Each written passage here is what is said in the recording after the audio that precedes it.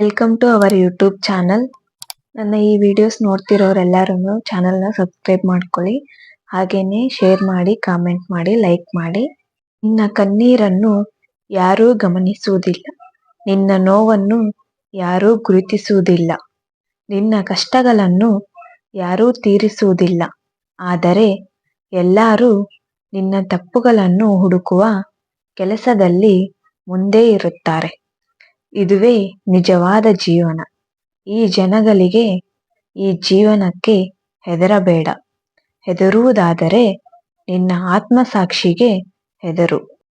ನಮಗೆ ಕಷ್ಟ ಬಂದಾಗ ಯಾರೂ ಸಹಾಯ ಮಾಡಲಿಲ್ಲ ಅಂತ ಅಂದುಕೊಳ್ಳುವ ಮುಂಚೆ ಯೋಚನೆ ಮಾಡಿ.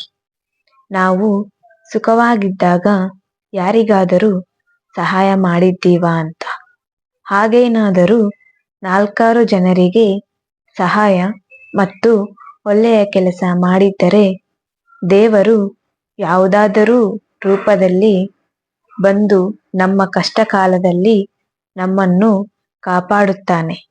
ನಾನು ನಂಬಿಕೆಯಲ್ಲಿ ಮೋಸ ಹೋಗಿರಬಹುದು, ಆದರೆ ಜೀವನದಲ್ಲಿ ಯಾವತ್ತೂ ಸೋಲಲ್ಲ. ನಾನು ಪರಿಸ್ಥಿತಿಗಳಿಗೆ ತಲೆ ತಗ್ಗಿಸಿರಬಹುದು, ಆದರೆ ಕಷ್ಟ ಬಂದಾಗ ಹೆದರಿ ಓಡಿ ಹೋಗಲ್ಲ.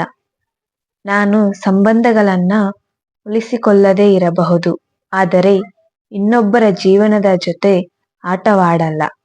ಬರೆದಿದ್ದನ್ನು ಅಳಿಸಬಹುದು, ಆದರೆ ಆಡಿದ ಮಾತನ್ನು ಅಳಿಸಿ ಹಾಕಲು ಆಗುವುದಿಲ್ಲ. ಆದ್ದರಿಂದ ಮಾತನ್ನು ಆಡುವಾಗ ಎಚ್ಚರವಿರಲಿ. ಅದರಲ್ಲೂ ಸಿಟ್ಟು ಬಂದಾಗ ಮಾತಾಡಲೇಬಾರದು. ಏನು ಮಾತಾಡುತ್ತೇವೆಂಬುದು ನಮಗೇ ಗೊತ್ತಿರುವುದಿಲ್ಲ. ಯಾರು ಎಷ್ಟೇ ಅವಮಾನ ಮಾಡಿದ್ರೂ, ಕೀಳಾಗಿ ನೋಡಿದ್ರೂ ನಾವು ನಮ್ಮ ಸ್ವಾಭಿಮಾನ ಬಿಡಬಾರದು. ಏಕೆಂದರೆ ಬೇರೆ ವ್ಯಕ್ತಿಗಳ ಥರ ಸಮಯಕ್ಕೊಂದು ಬಣ್ಣ ಬದಲಾಯಿಸುವ ಊಸರವಳ್ಳಿಯ ಬದುಕು ನಮ್ಮದಾಗಬಾರದು. ನಮ್ಮ ಚಾನಲ್ನ ತುಂಬ ಜನ ಸಬ್ಸ್ಕ್ರೈಬ್ ಮಾಡ್ಕೊಂಡೆ ಹಾಗೆ ವಿಡಿಯೋಸ್ ನೋಡ್ತಾ ಇದ್ದೀರಾ. ಹಾಗೆ ನೀವು ಸಬ್ಸ್ಕ್ರೈಬ್ ಮಾಡ್ಕೊಂಡ್ರೆ ನಮಗೂ ಇನ್ನೂ ಹೆಚ್ಚು ವಿಡಿಯೋಸ್ ಮಾಡಬೇಕು ಅಂತ ಅನಿಸುತ್ತೆ. ದಯವಿಟ್ಟು ಯಾರ್ಯಾರು ವಿಡಿಯೋಸ್ನ ನೋಡ್ತಿದ್ದೀರಾ ಅವರೆಲ್ಲರೂ ಸಬ್ಸ್ಕ್ರೈಬ್ ಮಾಡ್ಕೊಳ್ಳಿ. ಹಾಗೆಯೇ ವಿಡಿಯೋನ ನಿಮ್ಮ ಫ್ರೆಂಡ್ಸ್ಗೆ ಎಲ್ಲರಿಗೂ ಶೇರ್ ಮಾಡಿ. ಸೊ ನೆಕ್ಸ್ಟ್ ಯಾವ ಕಂಟೆಂಟ್ ಎಲ್ಲ ನಿಮಗೆ ಬೇಕು ಅನ್ನೋದನ್ನು ಕಾಮೆಂಟ್ ಮಾಡೋದು ಮರಿಬೇಡಿ. ಹಾಗೆ ನಮ್ಮ ಚಾನಲ್ನ ಸಬ್ಸ್ಕ್ರೈಬ್ ಮಾಡ್ಕೊಳ್ಳಿ. ನಿಂದಿಸಿದವರ ನಿಂದಿಸಿ, ಹಂಗಿಸಿದವರ ಹಂಗಿಸಿ ಸರಿಸಮನಾಗಬೇಡ.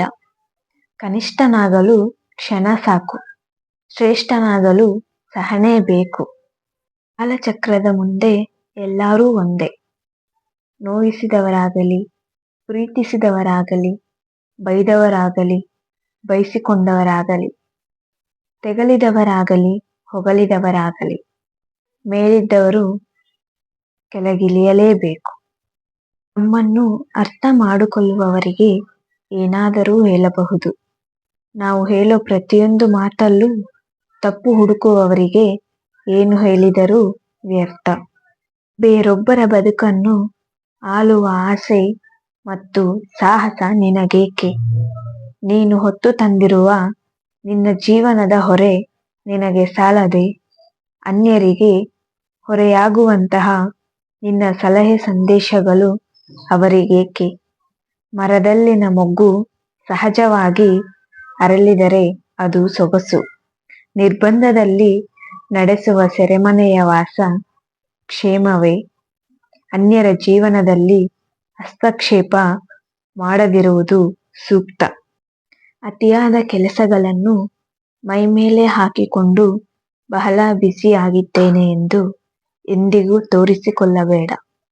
ಆದ್ದರಿಂದ ಅನೇಕ ಮಧುರವಾದ ಬಾಂಧವ್ಯಗಳು ನಶಿಸಿ ಹೋಗುವ ಸಾಧ್ಯತೆಗಳು ಇರುತ್ತವೆ. ಏನೇ ಕೆಲಸವಿದ್ದರೂ ನಮ್ಮವರಿಗಾಗಿ ಸ್ವಲ್ಪ ಸಮಯ ಮಾಡಿಕೊಳ್ಳೋಣ. ಏಕೆಂದರೆ ಮುಂದೊಂದು ದಿನ ನಮ್ಮ ಬಳಿ ಸಮಯವಿದ್ದಾಗ ಆತ್ಮೀಯರಿಲ್ಲದೆ ಏಕಾಂತತೆ ಕಾಡಬಹುದು. ಬದುಕಿನ ಪ್ರತಿಯೊಂದು ಕ್ಷಣವನ್ನು ಪ್ರೀತಿಸಿ, ಆತ್ಮೀಯರಿಗಾಗಿ ಜೀವಿಸಿ. ನನಗೆ ಅರ್ಥ ಆಗದೆ ಇರೋದು, ನಮ್ಮ ಜೀವನದಲ್ಲಿ ನಾವು ಯಾವಾಗ್ಲೂ ಯಾವುದು ನಮಗೆ ಸಿಗೋದಿಲ್ಲವೋ ಅದನ್ನೇ ತುಂಬಾ ಹಚ್ಕೋತೀವಿ, ಹಾಗೆ ಅದನ್ನೇ ತುಂಬಾ ಪ್ರೀತಿ ಮಾಡ್ತೀವಿ.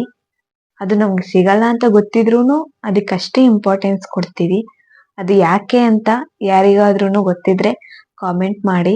ಅಟ್ಲೀಸ್ಟ್ ನಾನು ನೆಕ್ಸ್ಟ್ ವಿಡಿಯೋದಲ್ಲಿ ಬೆಸ್ಟ್ ಕಾಮೆಂಟ್ನ ಎಕ್ಸ್ಪ್ಲೇನ್ ಮಾಡ್ತೀನಿ, ಎಲ್ಲಾರ್ಗು ಹೇಳ್ತೀನಿ. ಹಾಗಾಗಿರೋ ಒಳ್ಳೆ ಒಳ್ಳೆ ಅನುಭವಗಳನ್ನ ಶೇರ್ ಮಾಡ್ಕೊಳ್ಳಿ ಕಾಮೆಂಟ್ ಬಾಕ್ಸ್ ಅಲ್ಲಿ. ಈ ವಿಡಿಯೋನ ಇಲ್ಲಿವರೆಗೂ ನೋಡಿದ್ದಕ್ಕೆ ತುಂಬಾ ಧನ್ಯವಾದಗಳು. Thank you so much for every one.